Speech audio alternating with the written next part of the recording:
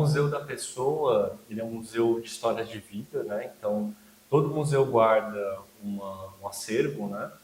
Obras de arte. E no nosso caso, as nossas obras de arte são as histórias das pessoas que a gente entrevista, né? É um museu de história oral, né? De entrevistas, de memórias. E é um museu colaborativo, ele é digital também, né? Então você encontra o acervo do Museu da Pessoa no museudaPessoa.org, na internet. Então, eu acho que a gente tem de tudo para fazer um belo trabalho, eh, representar as pessoas, as vítimas, todas as vítimas, né, de todos os bairros, as diretas e indiretas, todas aquelas pessoas que, por consequência do problema, até hoje, por mais que tenham saído fisicamente dos bairros, sofrem os problemas psicológicos. Então, assim, eu acho que temos uma grande missão de representar toda essa população. Essa formação tem 3 etapas. A primeira é construir, a segunda é organizar, a terceira é socializar, né, histórias. A gente está na primeira etapa, né, que é construir essa história. É construir tanto no sentido abstrato, espiritual, né, construir o sentido desse projeto, quanto construir as histórias em si, ou seja, entrevistar as pessoas. Então é uma etapa onde a gente se alinha junto ao grupo com relação ao que nós queremos fazer, que história é essa que a gente quer contar, que memórias a gente quer registrar, por quê, como, quem são as pessoas que vão contar, quais são os lugares que a gente vai representar. Porque estamos falando de regiões afetadas, né? A gente está falando de uma geografia aqui de Maceió, é uma geografia bem delimitada, que infelizmente cada vez mais cresce, né? Por causa dos mapas, enfim, do tremor e, né? Então, a gente constrói esse sentido primeiro, a gente cria eixos e parâmetros para a eleição de personagem, né? Por que essa pessoa vai estar sendo escolhida, o que a gente acha que ela vai contar, né?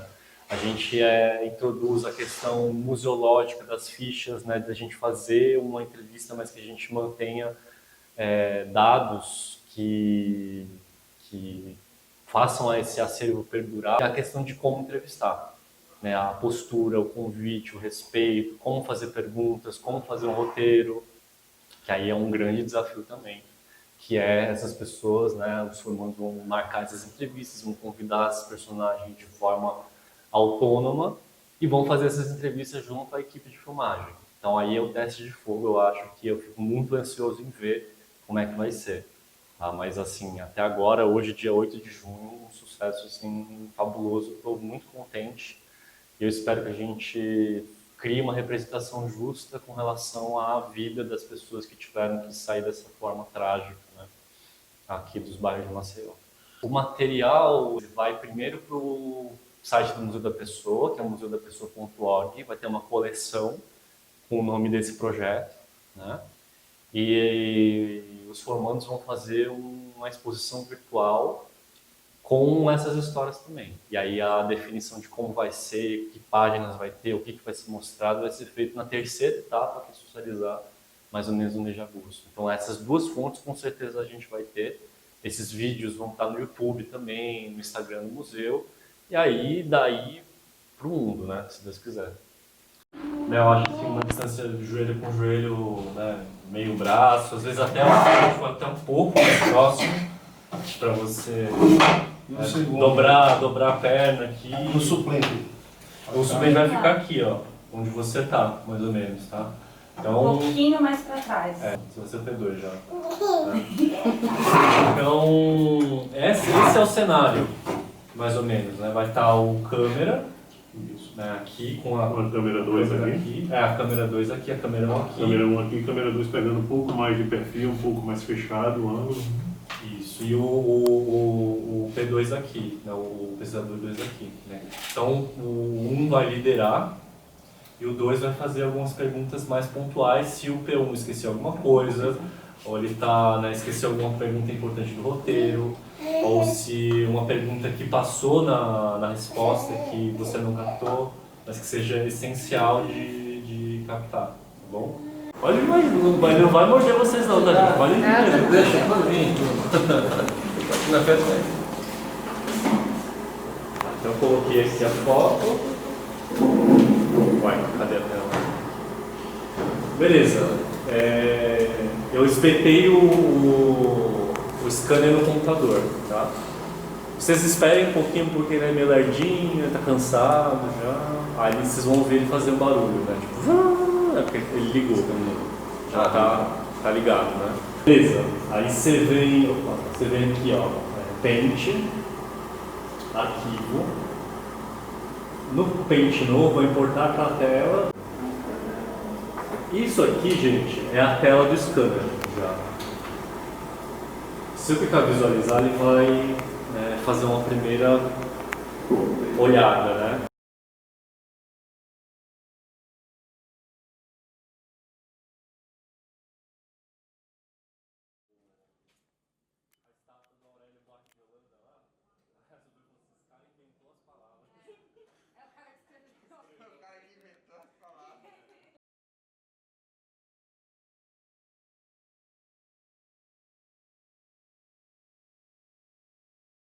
História, ele vai parar aqui, só que é dentro do site. E essa página é assim, entendeu?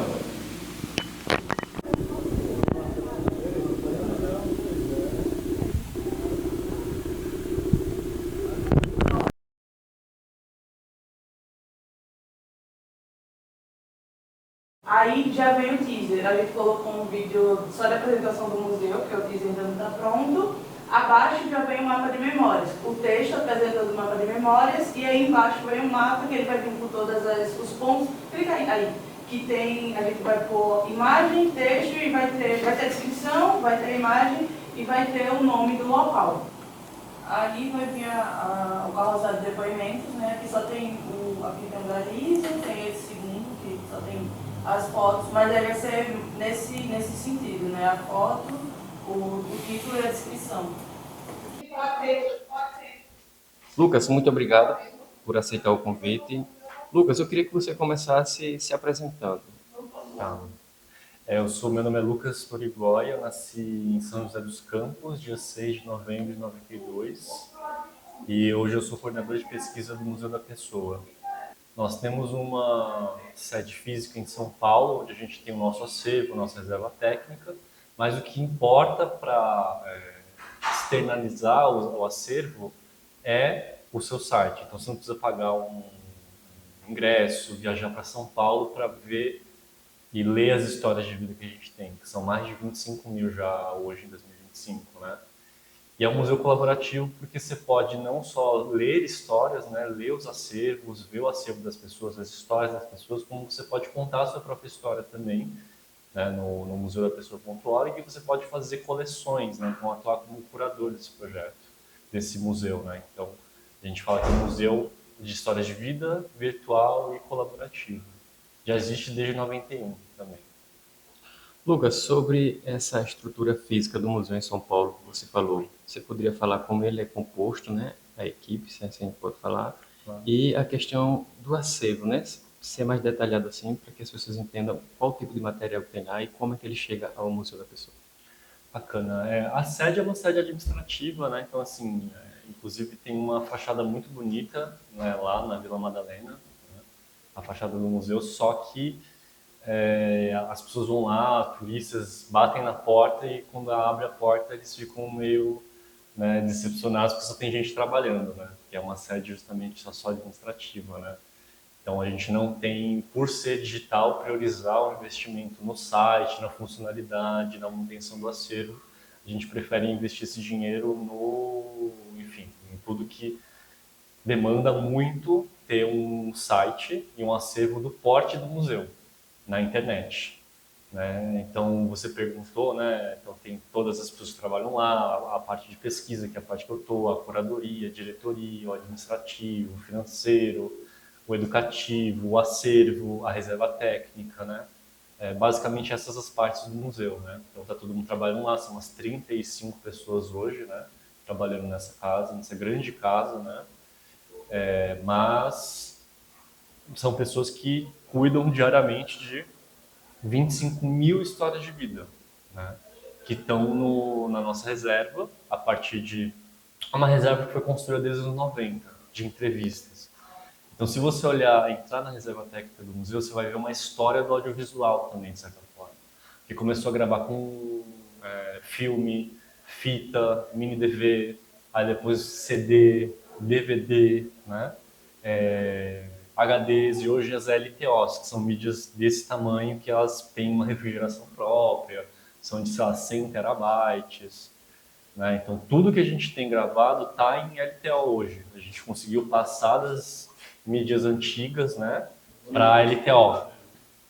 Mas a gente ainda guarda os receptáculos antigos para redundância, porque se você perde o LTO, você ainda tem a fita. Se você perde a nuvem, você ainda tem o LTO, e assim sucessivamente. Então a gente tem um gasto muito grande, que todo museu tem, né? O museu ele tem que todo ano restaurar a pintura, restaurar o prédio, né? Restaurar o acervo. A gente também tem que fazer. O Museu da Pessoa é um museu, é uma instituição museológica, que não só vai até as pessoas para entrevistá-las, ou para formar pessoas que vão entrevistar, como é o caso aqui em Maceió, como recebe milhares de histórias por ano. Então a gente precisa sempre estar expandindo nosso acervo para poder estar aberto a receber novas histórias, seja histórias que nós vamos a campo entrevistar, né, fazer o estúdio e tal, como a gente está fazendo aqui, tanto histórias de que a pessoa que está na casa dela, no momento que ela quiser, de forma espontânea, vai lá e bota a sua história em texto, em áudio e vídeo. Então a gente tem que estar sempre vendo os gastos, né, o investimento nisso, vendo o tamanho que o acervo vai ter, se programar para manter e não perder esse acervo, né? Porque esse acervo, se a gente perde esse acervo, a gente perde histórias, né? E isso é irrecuperável. Fotos, documentos também, né? Interessante. Lucas, sobre esse projeto do Museu da Pessoa, de chegada aqui em Maceió, você poderia falar como foi que aconteceu? Uhum. Olha, a inscrição do museu, eu não saberia dizer direito porque não é o meu departamento do museu, né? Que é o departamento administrativo que cuida desse setor de projetos e tal, de inscrição, né? Mas eu sei que o Museu da Pessoa se inscreveu no edital público trazido pelo Ministério Público, Nosso Chão, Nossa História, o programa Nosso Chão, Nossa História, e passou, né? Passou na proposição de fazer o que nós estamos fazendo aqui, que é formar 12 pessoas na metodologia de entrevista, de projeto de memória no Museu da Pessoa, para que essas 12 pessoas se profissionalizem para entrevistar, elas sim, 15 pessoas que foram atingidas, né? E atingidas no sentido mais amplo e no sentido do meio ambiente mais especificamente, né? Então, é um projeto que a gente se candidatou junto a várias outras organizações que competiram nesse edital, né? A gente venceu esse edital junto com outra instituição, que é a SOS Pet Pinheiro, né? E, bem, estamos aqui agora fazendo essa formação, né? Formando 12 pessoas que foram atingidas, né, direto ou indiretamente, mais diretamente, né? E que essas próprias pessoas, né, tenham o cuidado, a técnica, a sensibilidade para ouvir histórias de vida, né? Estou aqui com o Zazo e ele vai explicar como a equipe do Museu da Pessoa Eita, sorvetinho bom, hein? realizar o trabalho de entrevista aqui em Maceió. Então, são 12 pessoas que participam, né? São 12 pessoas inscritas que vão ser as que vão conduzir as entrevistas. Até então, serão 15 pessoas que serão entrevistadas. E além dessas pessoas, tem a equipe técnica composta por 2 produtores Obrigado, e duas você pessoas tem um na canetão preto aí, cinematografia. Aqueles canetão preto, Pessoas que sabe? vão gravar e executar a gravação Dá pra usar lá desse projeto. naquele quadro. Memórias que não afundam. Esse projeto é desenvolvido pela nossa parceira implementadora, o Museu da Pessoa. E esse projeto é muito importante, não só para nós, mas também para o Museu da Pessoa, porque mais do que reparar, contando as histórias das pessoas atingidas pelo desastre da mineração, é que ele é feito por pessoas atingidas para pessoas atingidas. São elas as protagonistas das suas próprias histórias.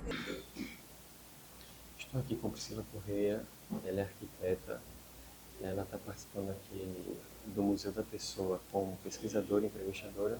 Ela vai participar da minha matéria aqui sobre o Museu de Informações.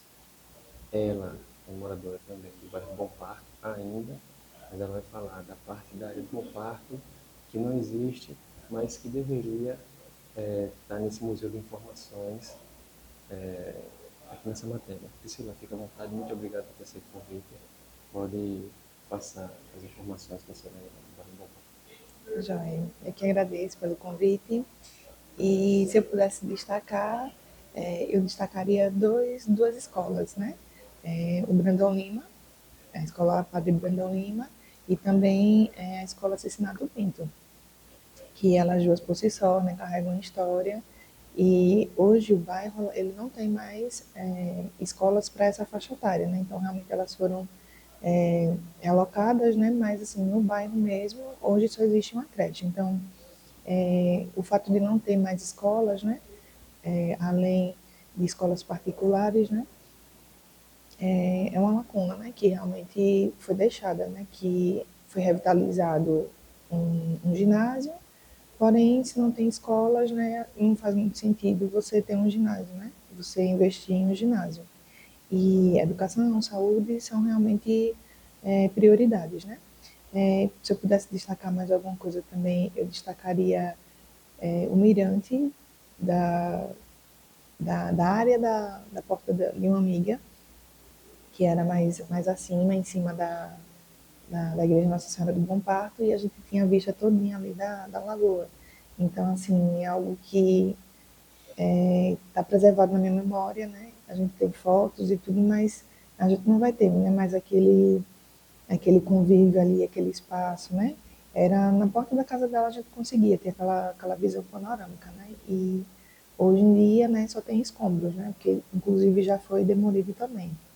No Bom Parto, eu também conseguiria destacar uma mercearia que tinha, que era do seu Carlos, que era muito antiga, e assim, todo mundo juntava, né, seu dinheirinho para comprar seu confeito, seu pirulito, né, seu sorvete, seu chiclete, né, vendia de tudo na mercearia, mas assim, aquela velha história, né, quando o adulto queria comprar um arroz, um feijão, e aí não queria ir na venda, né, dava 5 centavos, 10 centavos para a criança poder comprar, né, e aí a gente ia feliz porque tinha como trazer alguma coisa de volta além daquilo que tinha sido pedido, né. Então, são memórias boas, né? Que eu acredito que realmente só quem viveu, né, vai guardar na memória, né? Outra coisa muito legal também que eu achava, as pessoas mais velhas faziam o seguinte, no período de Semana Santa, eles se reuniam, eles voltavam pro bairro, quem morava lá se aproximava, quem morava em outro lugar vinha justamente nesse período, que era para poder fazer um jogo que tinha lá no campo do Bom Parto. Então eu digo assim as pessoas mais velhas porque eram justamente aqueles coroas, né? A galera lá que não jogava mais bola, né? Mas nesse dia eles se arriscavam a jogar e assim eu tenho um tio, ele já é falecido, né? Que ele também tinha um time lá de futebol e tal. Então era aquele auê, né? O pessoal das antigas, né? Iam lá nesse dia só para realmente se reunir, né?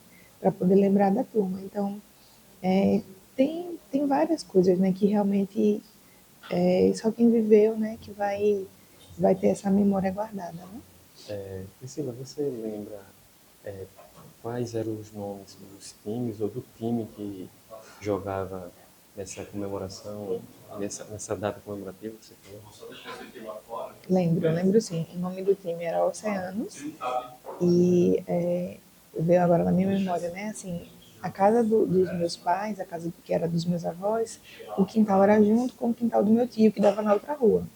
Então, assim, eu lembro que tinha muito material de time, né? Bola, rede, tinha muito troféu, muita coisa lá.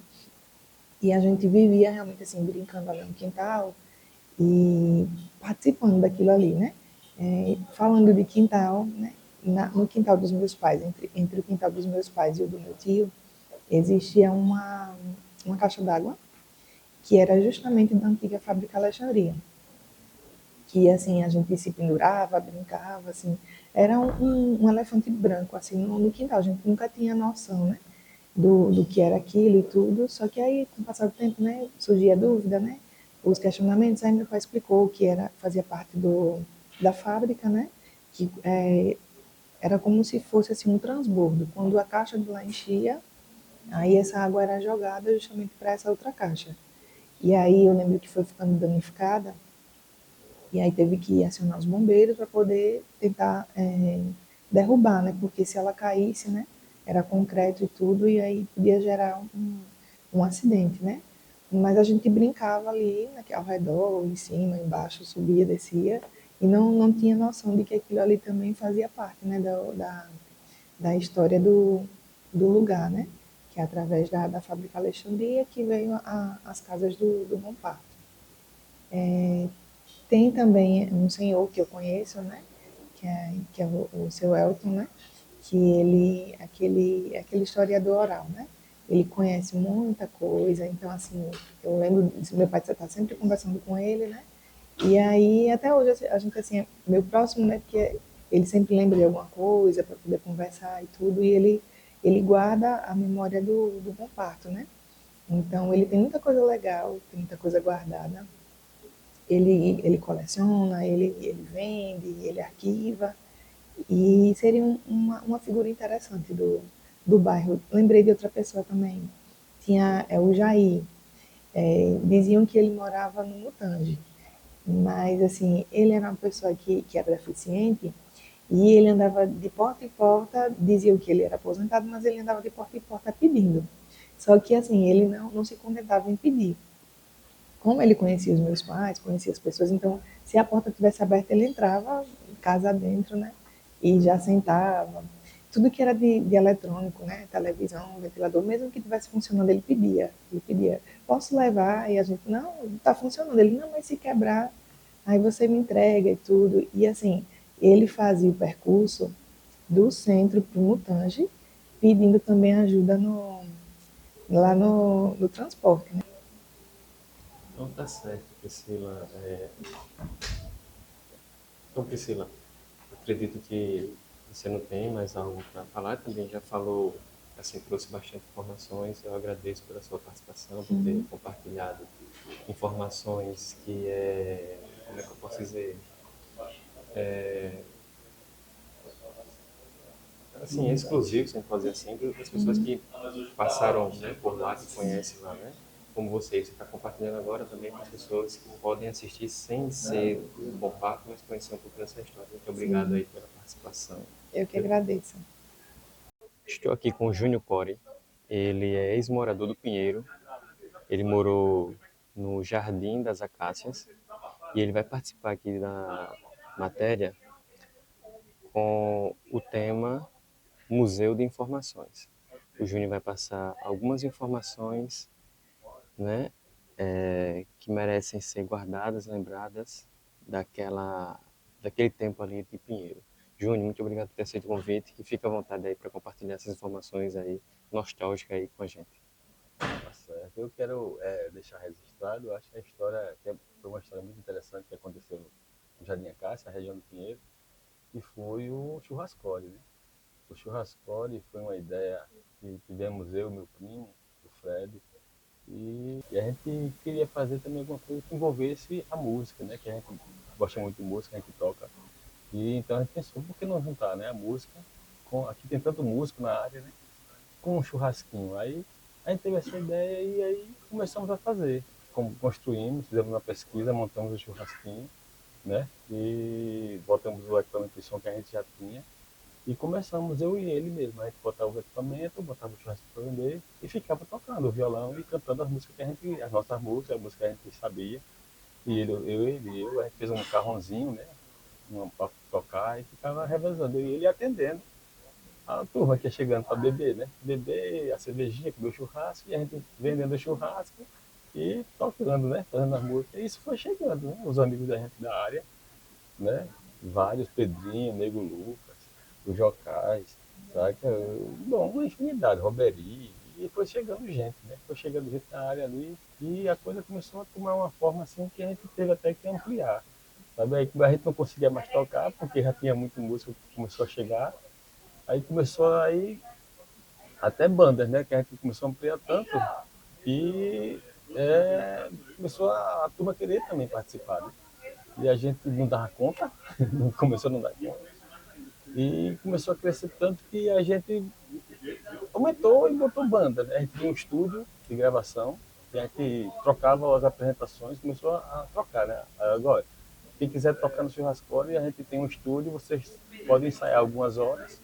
Aí a gente trocava, né, as apresentações por horas de estúdio. E aí a coisa ia, até vendo, né? Aí a gente passamos num curso, eu passei num curso na UFAL e ele em outro, né? Coincidentemente na mesma época, e fomos os dois para dentro da UFAL. Aí lá teve um projeto chamado Vivência de Arte.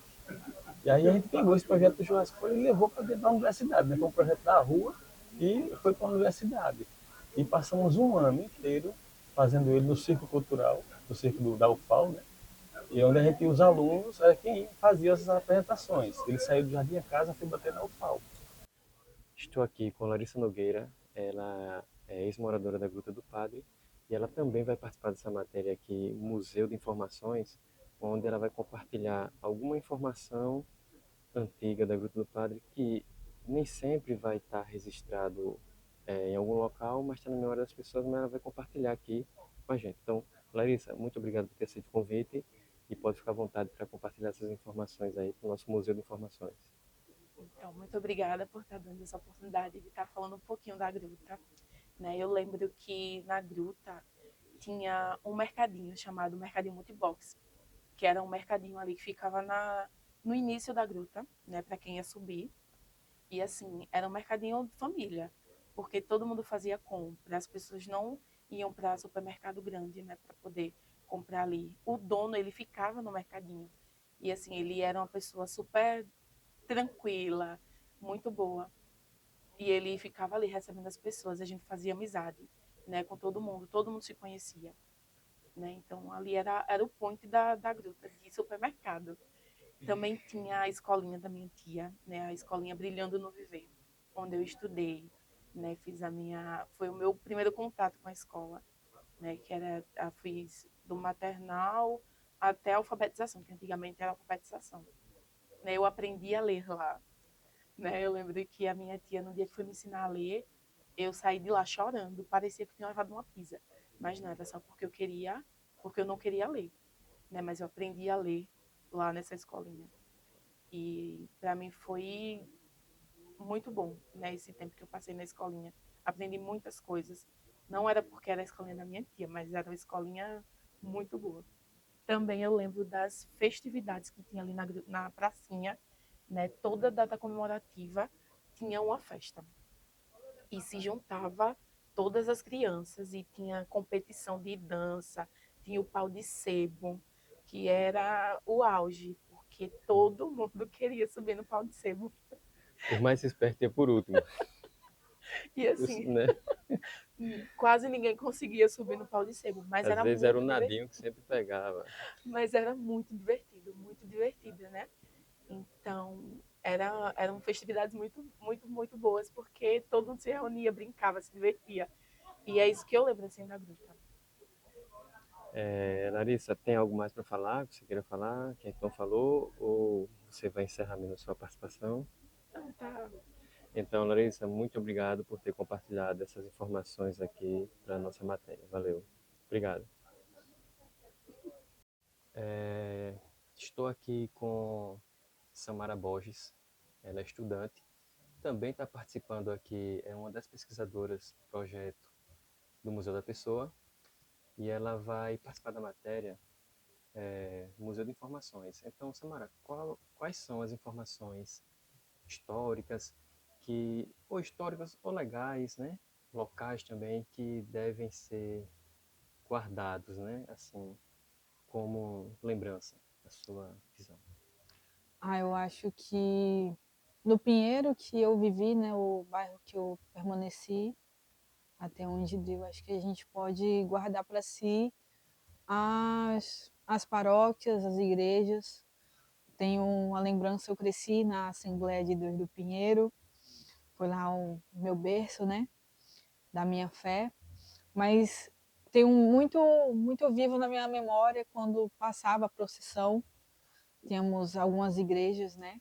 Por lá temos a Menino Jesus de Praga, a da nossa, se não me falha a memória, da Aparecida, se não me engano, de Fátima. Então tinha as procissões passavam na esquina do apartamento em que eu morava, e eu me lembro bem que eu criança, eu subia na janela e ficava vendo aquela galera toda passando uma atrás da outra, as cruzadas, as vigílias que tinham na igreja. Acho que foi algo que me marcou, né, muito essa parte de fé. Mas também pensando por um outro lado de diversão, os lugares de encontro, acho que a gente pode lembrar e deixar marcado na nossa mente, né? São as sorveterias, a sorveteria do Gil, que eu acho que marcou a geração. Acho que se eu trazer aqui a minha tia, ela vai lembrar, tia, primo, foi algo que nos marcou bastante. A padaria Lima Rocha também, que ficava ali em esquina, que em frente tinha outra sorveteria de uma senhorazinha, que até hoje eu me lembro do sorvete de Bob Esponja, sorvete de sonho de valsa. E, assim, são coisas que eu vou levar para minha vida sempre.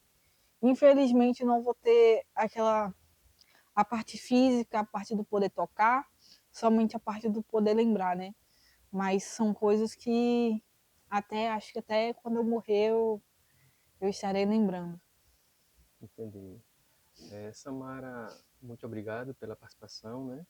Tem mais alguma coisa que você queira falar, que a gente não falou, ou que você talvez queira falar e pense que não tem mais tempo, mas fica à vontade para falar, se você quiser também. Se não quiser, a gente encerra. Pensar no tanto que fomos enganados, né, roubados. Acho que essa é uma palavra muito boa a ser usada. Não sei nem se pode falar nesse tom, né? Porque foi algo que foi reparado, mas que no final não repararam nada, né? Hoje nós não temos mais algo físico, tudo nosso foi tirado, né? E no lugar foram colocados tatumes. Hoje a gente passa, só nos resta lembrança, nós não podemos mostrar para os nossos filhos, vivermos com os nossos netos, com os nossos filhos ali naquele mesmo lugar. Hoje eu não posso ter a certeza de que eu estaria lá ainda, né? Mas eu tenho certeza que aquele lugar ali estaria, que ele existiria. Que, aliás, ele ainda existe. Ele ainda existe porque nós não vamos nos calar, nós não vamos. Tudo isso aqui não vai acabar, nada vai parar aqui, entendeu? Acho que enquanto eu tiver fôlego, enquanto todo mundo que fez esse trabalho incrível tiver fôlego, nós iremos falar, nós iremos lembrar e nós não vamos ser calados. Isso aí, muito obrigado e por essas informações, conscientização e resistência também. Muito obrigado, Samara.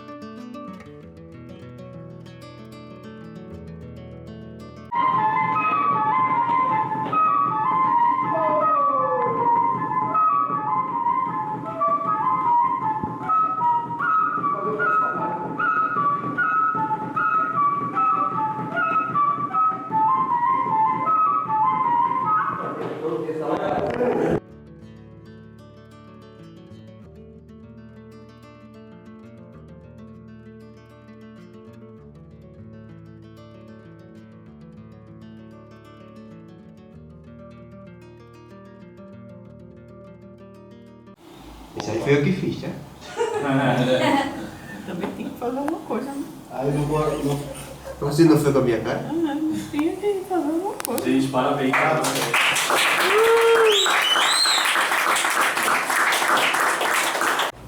Decidir tudo agora, tá bom? Ó, vamos fazer uma pausa de 10 minutos então. A gente volta às 11h20, tá? E a gente volta pra tarde de entrevista, tá bom?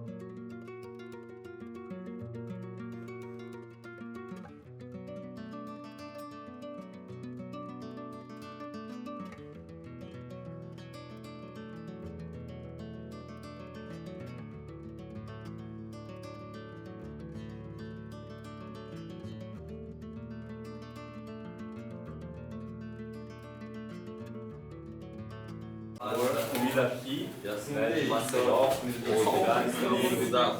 E é o povo aqui que vocês não estão vendo, eles estão todos muito felizes, assim. O pessoal ficava sempre esperando para chegar a comida, assim, porque estava sempre muito boa e diversidade, variedade também. Sempre chegando na hora certa. Então foi uma ótima experiência e quando a gente voltar em breve, que queremos, né, a gente contrata de novo o serviço do chefe.